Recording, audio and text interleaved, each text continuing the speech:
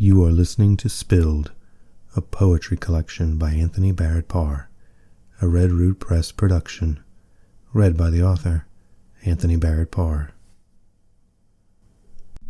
A winter hunt, hot blood, stark rivulets, carve crimson calligraphy into virgin snow, each drop writing testimony the courthouse never heard. My hands shake like autumn leaves clinging to dry branches, body pressed against oak bark, rough as the years that carved me hollow, solid as the resolve I've carried since childhood. Ears pierced by ringing church bells of gunpowder gospel, I hear nothing above this pain, not wind through pines, not his final exhale, not the ravens gathering to witness what justice looks like in January. Sulfur smothers me, thick as the lies he told about loving me tender, about deserving every bruise, blooming purple as winter violets, across ribs that learned to crackle like kindling under his drunken weight. Worn leather boots, mother's wedding gift, for walking away from trouble, crunched through snow that will melt come spring, washing away this moment, but not the memory of his hands around my throat. Silver pistol catches fading sunlight like a promise kept, like the wedding ring I pawned for bullets, like the hope I buried with each black eye he painted on my face in shades of devotion. Close, too close. I heard him load the carbine, heard him curse my name like a prayer said backwards, heard him promise what he'd do to me if I didn't come home quiet to his particular brand of love. Nothing prepared me for this. Not Sunday sermons about forgiveness, not women's magazines promising good wives fix broken men, not the sheriff who said marriage is between husband and wife when I showed him photographs my mirror took each morning. Nothing except life of suffering that taught me the difference between dying slowly and dying quick, between martyrdom and murder, between the kind of woman who endures and the kind who decides enough sounds like a gunshot.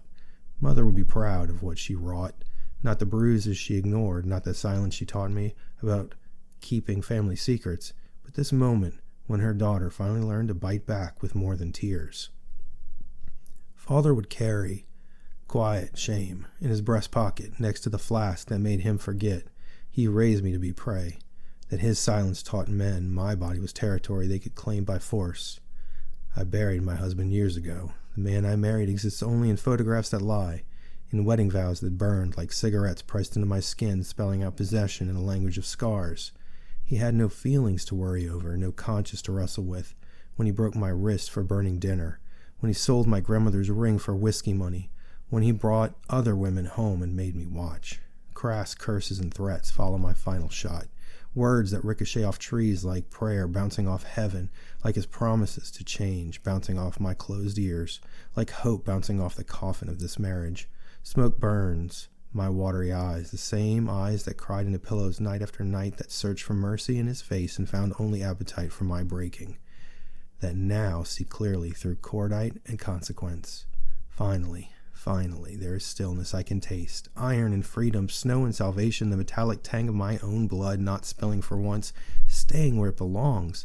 Even the wind slows to nose about this scene, sniffing the edges of a story it will carry to the mountains, where other women might hear it whispered through pine needles. My colt slides home into leather cradle, worn smooth by practice. By nights I held it, wondering if I had the courage. By mornings I put it away, choosing hope over justice, until hope died too. The only salvation left to me lies smoking in the snow. Not heaven's promise and pie in the sky rewards for earthly suffering, but this moment when I chose to stop being victim and start being survivor.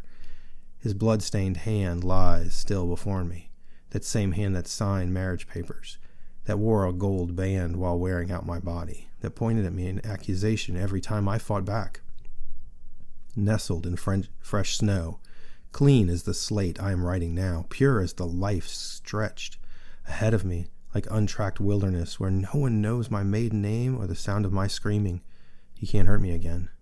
The words fall from my lips like absolution, like the snow that will cover this entire story by morning, like the silence that finally belongs to me alone.